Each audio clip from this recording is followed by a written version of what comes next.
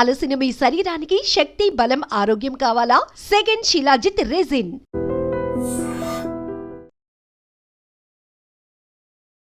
ఒక్కగానొక్క కొడుకు దూరం అయిపోయాడు. దేవుడా, ఎందుకు నా కొడుకుని దూరం చేశావు అంటూ గుండెలు బాదుకుంటూ నా కడుపు కోత ఎవరు తీరుస్తారంటూ రోధిస్తున్న ఓ కన్న తండ్రికి సంబంధించిన వీడియో సోషల్ మీడియాలో వైరల్ అవుతోంది. ఈ వీడియో వైరల్ అవడమే కాదు, ప్రతి ఒక్కరిని కదిలిస్తోంది, కంటతడి పెట్టిస్తోంది. Bengaluru Chinnaswamy stadium RCB success పరేడ్కి సంబంధించి జరిగినటువంటి ఈవెంట్లో తొక్కేసలాట జరిగి 11 మంది ప్రాణాలు పోగొట్టుకున్న దుర్ఘటన మీకు తెలిసే. ఆ ఘటనలో 21 సంవత్సరాల భూమికి కూడా ప్రాణాలు పోగొట్టుకున్నాడు. అయితే ఒక్కగానొక్క కొడుకుని పోగొట్టుకున్న ఆ కన్న తండ్రి మాత్రం కొడుకు సమాధిని వదలకుండా సమాధిపై పడుతూ తనను ఎందుకు ఇంత అన్యాయం చేసి వెళ్ళిపోయావు అంటూ ఆ కొడుకుని ప్రశ్నిస్తూనే దేవుడు నాకు ఇంత అన్యాయం చేశాడంటూ గుండెలు అవిసేలా రోధిస్తున్నాడు. ఇప్పుడు ప్రతి ఒక్కరిని ఈ వీడియో ఆలోచింపచేస్తోంది. ఎందుకంటే పిల్లలకి ఏది ఇష్టమో మనకు తెలుసు. పిల్లలు ఇష్టపడింది మనం ఇస్తే వాళ్ళు బాగా హ్యాపీ అవుతారని చెప్పి పేరెంట్స్ ఎంత సాక్రిఫైస్ చేస్తూ వాళ్ళకి ఇవ్వటానికి ఇష్టపడుతూ ఉంటారు. కానీ పిల్లలు తల్లిదండ్రుల కష్టాన్ని మీరు అసలు చూస్తున్నారా? అక్కడికి వెళ్తున్నారు, అభిమానం ఉండొచ్చు, మీరు గొప్ప ఫ్యాన్సే, కానీ జరగరాని ప్రమాదం జరిగితే మీకే ఏదైనా అయితే తట్టుకోవటానికి మీ తల్లిదండ్రులు సిద్ధంగా ఉంటారా? ఆ గుండెలు తట్టుకుంటాయా? ఒక్కసారైనా ఆలోచిస్తున్నారా? ఇది కర్ణాటకలో జరిగినటువంటి బెంగళూరు చిన్నస్వామి స్టేడియంలో జరిగిన ఒక్క ఘటన గురించే కాదు. సినిమా అవ్వచ్చు, క్రికెట్ అవ్వచ్చు, ఇంకొకటి అవ్వచ్చు, అభిమానం ఎంతవరకు హద్దులు దాటనంత వరకే. హద్దు దాటితే, మితి మీరితే అది ప్రమాదానికి తావిస్తోంది, ప్రాణాలు తీస్తోంది. ఇది నిజమైన మాట, వాస్తవం కూడా. ఎందుకంటే అనేక దుర్ఘటనలు మనం చూసాం. అత్యుత్సాహం వల్ల ఎంతోమంది ప్రాణాలు పోగొట్టుకుంటున్నారు. నిజానికి ఒక పిల్లవాడిని అడిగి నీ రియల్ హీరో ఎవరు అని అడిగితే ఎవరు అమ్మా నాన్న పేరు చెప్పరు, కానీ ఎవరెవరి పేర్లో చెప్తూ ఉంటారు. ఇది కామన్. కానీ మీకోసమే వాళ్ళ జీవితాల్ని సాక్రిఫైస్ చేసిన వాళ్ళు ఎవరైనా ఈ భూ ప్రపంచంలో ఉన్నారు అంటే ఫస్ట్ అమ్మా నాన్న, వీళ్ళు మాత్రమే.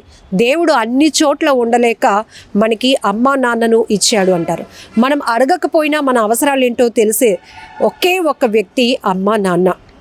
ఎందుకంటే వాళ్ళ ఆలోచన, వాళ్ళ భవిష్యత్తు, వాళ్ళ ఫ్యూచర్ అంతా పిల్లలే అనేటట్టు బతికేస్తూ ఉంటారు. అంత గొప్ప ప్రేమ వాళ్ళది. కానీ ఇక్కడ ఈ తొక్కిసలాటలో జరిగినటువంటి ఆ దుర్ఘటనలో 11 మంది ప్రాణాలు పోగొట్టుకున్నారు. ఇక్కడ ఈ ఒక్క కన్న తండ్రి కాదు, 11 కుటుంబాలు ఎంతగా రోధిస్తున్నాయి. తమ వారిని కోల్పోయి వాళ్ళు ఎంత ఆవేదనలో ఉన్నారు, ఎంత కన్నీటి పర్యంతం అవుతున్నారు. ఒక్కసారైనా ఆలోచిస్తున్నారా? ఇప్పటికిప్పుడు మారిపోవాలి అని కాదు, ఒక్కసారి మనసు పెట్టి ఈ తండ్రి కన్నీళ్లను మీ కన్నీళ్లుగా మార్చుకొని ఆలోచించండి.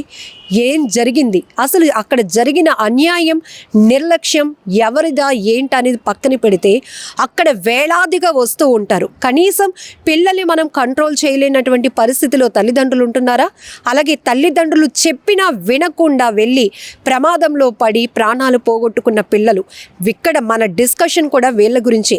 ఖచ్చితంగా తెలుసు ఇది మంచిది అంటే, అది అక్కడ మంచే జరుగుతుంది అంటే పంపించడానికి పేరెంట్స్ ఎప్పుడు ముందే ఉంటారు. అవసరమైతే వాళ్ళు డ్యూటీ సెలవు పెట్టుకునైనా మీకు తోడుగా రావడానికి ఇష్టపడతారు. కానీ ఎక్కడ అసలు మీరు కంట్రోల్ తప్పుతున్నటువంటి ఇది మీకు ఇస్తున్నటువంటి ఫ్రీడమ్ మీరు ఎలా ఉపయోగించుకుంటున్నారు అనేది కూడా ఇక్కడ ఒక ప్రశ్న, మనం మాట్లాడుకోవాల్సినటువంటి అంశం. ఇక్కడ తొక్కిసలాట జరిగి 11 మంది ప్రాణాలు పోగొట్టుకుంటే అక్కడ నిర్వాహకుల నిర్లక్ష్యంపై ఏ స్థాయిలో విమర్శలు వ్యక్తమయ్యాయో, పిల్లల్ని కంట్రోల్ చేసుకోలేకపోయిన తల్లిదండ్రులపై కూడా అదే స్థాయిలో ప్రశ్నలు సంధిస్తున్నారు నెటిజన్లు. ఇక పిల్లల వరకు వస్తే కనీసం మీకు ఏం కావాలి, ఏది మంచి ఏది చెడు ఇప్పటి వరకు మీకు గైడ్ చేస్తూ వస్తున్న మీ పేరెంట్స్ మీకు ఒక ఏజ్ వచ్చిన తర్వాత మీరు సొంత నిర్ణయాలు తీసుకుంటున్నారు, ఫ్రీడమ్ అంటున్నారు, ఫ్రెండ్స్ వెళ్తున్నారు కాబట్టి వాళ్ళతో మేము వెళ్తామంటున్నారు. కానీ అక్కడ మీ ప్రాణాలకు ఏదైనా ప్రమాదం ఉంటే ఎవరైనా వచ్చి కాపాడుతారా? మిమ్మల్ని కోల్పోతే మీ తల్లిదండ్రులు ఆ కడుపు కోత తీర్చలేనిది. ఎవరు ఎన్ని మాటలు చెప్పినా మిమ్మల్ని తిరిగి అయితే వాళ్ళకి ఇవ్వలేరు. ఇక్కడ ఈ తొక్కిసలాటలో చనిపోయినటువంటి భూమికి కన్న తండ్రి కూడా కన్నీళ్లు పెట్టుకుంటూ చెప్తున్న మాటలు ఇవే. నా కొడుకుని పోలీసులు రక్షించడానికి ఊపిరాడలేనటువంటి పరిస్థితులు, తొక్కిసలాటలో చిక్కుకుపోయినటువంటి నా కొడుకుని వాళ్ళు తోడు పట్టుకుంటూ బాదుకుంటూ పోలీసులు ముందుకు తీసుకెళ్ళిన అంబులెన్స్ అక్కడ రెడీగా లేకపోవడం వల్ల నా బిడ్డ ప్రాణాలు వదిలేశాడు.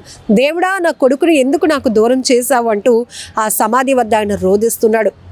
మరొక వైపు, నీకు నచ్చినట్టే ఇల్లు కట్టాను, నీకు నచ్చినట్టే అన్నీ చేశాను, మీ అమ్మ నిన్ను అపురూపంగా పెంచుకుంది, అపురూపంగా చూసుకుంటుంది, ఒక్కగానొక్క కొడుకువి ఇలా ప్రాణాలు పోగొట్టుకుని మాకు ఇంత వేదన రోదన మిగిల్చి వెళ్ళిపోయావంటూ ఆ తండ్రి సమాధిపై పడి ఏడుస్తూ కొడుకు కోసం గుండెలు బాదుకుంటూ ఏడుస్తున్నటువంటి తీరు ప్రతి ఒక్కరిని కదిలిస్తోంది. ఇప్పటికైనా మనం జాగ్రత్తగా ఉండాల్సిన అవసరం ఉంది. ఇది ఒక ఘటనే కాదు, చాలా చాలా సరదాతో వెళ్ళి ప్రమాదంలో పడి ప్రాణాలు పోగొట్టుకుంటున్న ప్రతి పిల్లల యొక్క కథ, కన్నీటి గాథ ఇది అని చెప్పొచ్చు. అక్కడ వీళ్ళు ప్రాణాలు పోగొట్టుకున్నది ఒక్క క్షణంలో కావచ్చు, కానీ జీవితాంతం మీకోసం ఏడుస్తున్న మీ కన్న తల్లిదండ్రుల కన్నీళ్లు మాత్రం ఎవరు తొడవలేరు. ఇది మాత్రం గుర్తుపెట్టుకోండి. ఈ సమ్మర్ సీజన్లో ఎంతమంది పిల్లల ప్రాణాలు పోయాయి అంటే చెప్పడానికి మాకు కూడా మాటలు రావటం లేదు. బీచ్కి వెళ్తారు ఫ్రెండ్స్తో, అక్కడ అవుట్ ఆఫ్ కంట్రోల్, ఒకరి మాట ఒకరు వినరు, ఒకరిని చూసి మరొకరు అందులో సరదాలో మునిగిపోతారు, ప్రమాదంలో పడిపోతున్నారు. కాపాడే వాళ్ళు ఉంటారా అంటే ఉండరు. ఇక్కడ తల్లిదండ్రులకి ఫోన్ వస్తుంది, మీ పిల్లాడు ఇలా ఈతకని వచ్చి స్నానానికి దిగి మునిగిపోయాడు, చనిపోయాడని. అక్కడ వాళ్ళు గుండెలు బాదుకుంటూ మీ దగ్గరికి రావాలి. మీరు నిర్జీవంగా అంటే మీ మృతదేహాల వద్ద వాళ్ళు పడి ఏడవడం తప్ప మిమ్మల్ని వాళ్ళు మళ్ళీ ఎలా పొందాలో కూడా తెలీదు. కేవలం దేవుణ్ణి ఎందుకు ఇలా మా బిడ్డల్ని దూరం చేశావు అంటూ నిందిస్తూ ఏడవడం తప్ప ఏమీ చేయలేని నిస్సహాయమైన పరిస్థితి. ఇక్కడ ఈ కన్న తండ్రిని మనం ఒక్కసారి ఆయన పెయిన్ని ఓన్ చేసుకుందాం. ఆయన చేసింది కూడా తప్పే. ఎందుకంటే అలాంటి బిగ్ ఈవెంట్స్కి ఏ స్థాయిలో జనం వస్తారో తెలుసు, ఏ స్థాయిలో ఫ్యాన్స్ వస్తారో తెలుసు. అక్కడికి వచ్చిన వాళ్ళు కంట్రోల్లో ఉంటారో ఉండరో పిల్లలకు తెలియకపోవచ్చు, కానీ పెద్దవాళ్ళుగా మనకి తెలుసు. అక్కడికి వెళ్తే పిల్లవాడు మళ్ళీ తిరిగి సేఫ్గా వస్తాడా, అక్కడికి వెళ్ళటం కరెక్ట్ అయినా మనం వాళ్ళని ఎంతవరకు కంట్రోల్లో పెట్టుకోగలుగుతాం? పిల్లలకి నచ్చినట్టు అన్నీ చేయటం, చూసి ఇవ్వటం, లేకపోతే సాక్రిఫైస్ చేసి ఇవ్వడం కాదు.